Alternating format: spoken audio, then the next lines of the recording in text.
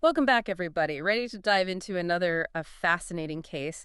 This one really gets you thinking about those blurry lines of suspicion. Yeah, you know those situations where you're just not sure what to make of things? This one definitely fits the bill. We're talking real life, caught on camera action, police body cam footage from Natchitoches, Louisiana, right inside a library of all Or places. library. Okay, now that's not usually where you expect things to get interesting, to say the least. Right. You'd think it'd be one of the last places you'd need to call in the cavalry, but here we are.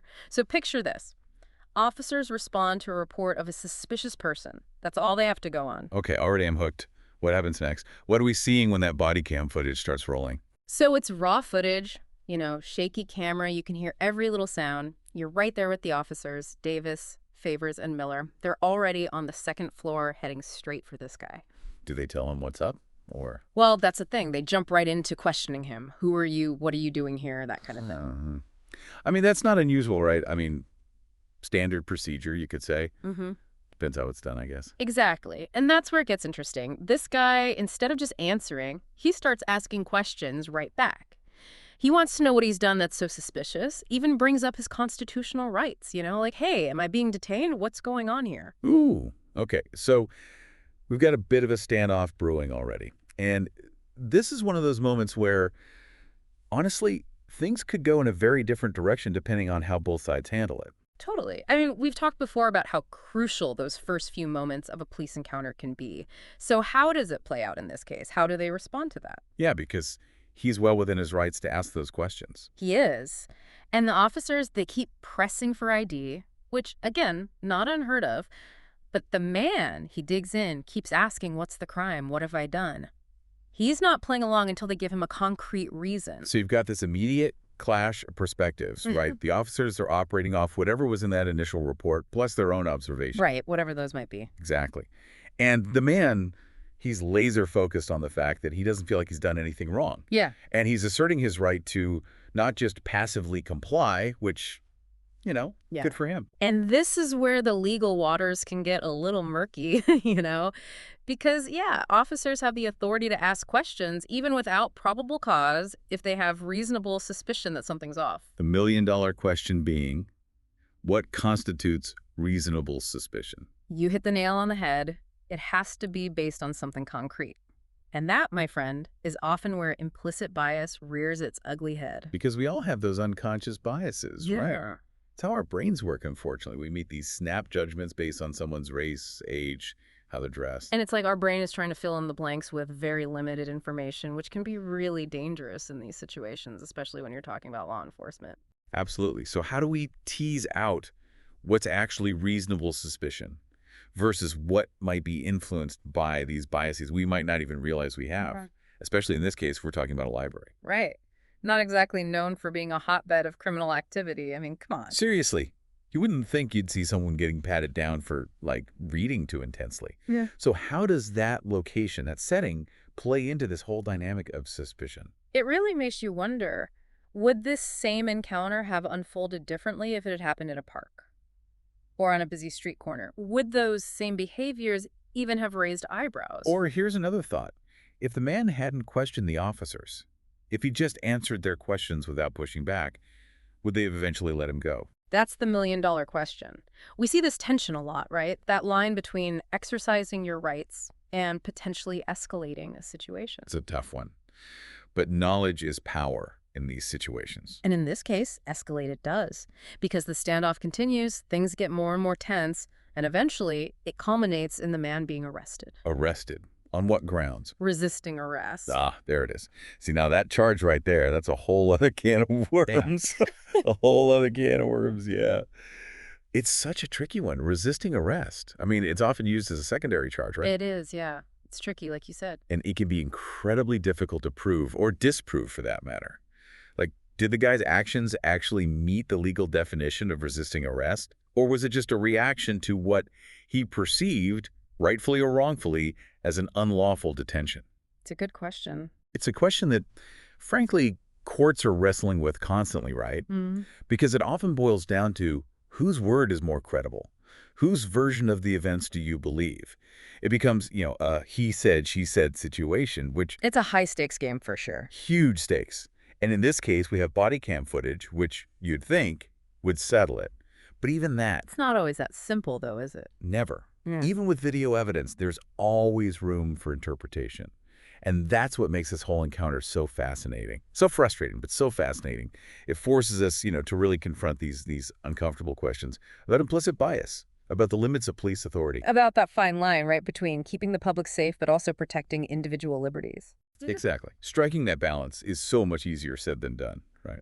Wow. We haven't even touched on the fact that, he identifies himself as a YouTuber, this daily roamer guy.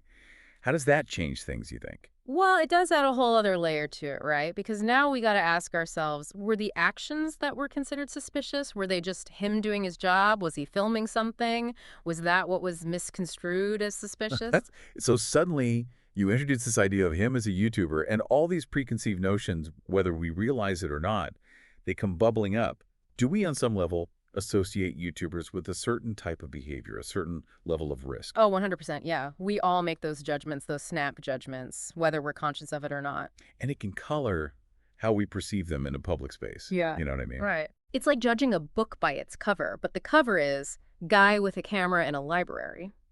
Suddenly, a totally normal activity takes on a whole new meaning, right? Right. It's no longer just a guy with a camera, it's a YouTuber with a camera. Which begs the question, at what point does simply existing in a public space, maybe not conforming to what's considered typical, at what point does that become grounds for suspicion? And I think that right there is the crux of it. This single encounter in a Louisiana library, it opens up a Pandora's box of questions about how we navigate suspicion in an era of heightened security and surveillance. Yeah. It's everywhere we turn these days. Cameras, surveillance. It's almost like we're all walking this tightrope. On one hand, you want to be aware of your surroundings, you want to be vigilant, but you take it too far. And suddenly you're living in a world where every glance, every interaction is suspect. How do you find that balance? That's what I want to know. It's a tough one, really. Nobody wants to live in a world where they're constantly on edge, looking over their shoulder. But at the same time, we can't just bury our heads in the sand and ignore these really complex issues around bias and how quickly things can escalate if we're not careful. And what gets me is, this all went down in a library, right? I mean, talk about a place you'd usually associate with, like peace and quiet, not potential criminal activity. Right, exactly. You don't go to the library expecting to see a confrontation with the cops. It just goes to show this stuff can happen anywhere. And the fact that this guy was a YouTuber, it adds this whole other layer, doesn't it? Like, in this day and age, anybody with a phone can be out there creating content.